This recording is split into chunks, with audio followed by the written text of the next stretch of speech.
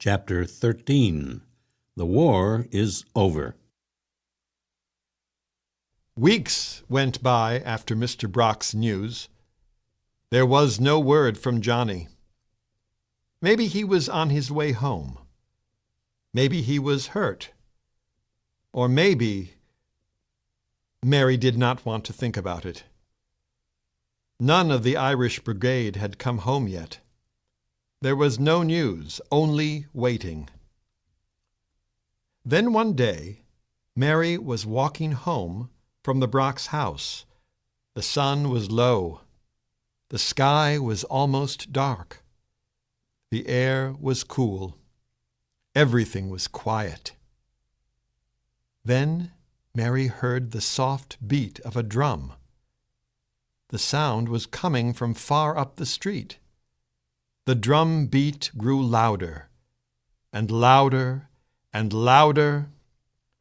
Mary looked up the street as hard as she could. She could see nothing but the street. The drum beat was very loud now. People came out of their homes. The street filled with people. Everyone watched as a row of heads showed up at the top of the hill. The row of heads became rows of men. The men marched down the street. One of them beat a drum. They were tired and dirty. Some walked on one leg with crutches. Mary ran up the street. She looked until she could see every man's face. She looked at each one as the front row came nearer and nearer. She saw faces that she knew from before the war. Where was Johnny? Where was the face she loved the most? Then a man in the front row waved his hand. "Mary!" he called. Mary's heart skipped a beat. The man did not look like Johnny. This man had long hair and a beard. His clothes were rags. "Mary!" he called again.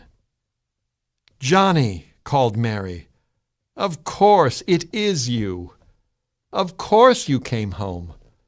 Of course you are walking right up front." "Yes, I am," came the voice she knew so well. "I am home." Johnny's voice sounded weak. He looked thin. His arm was hurt.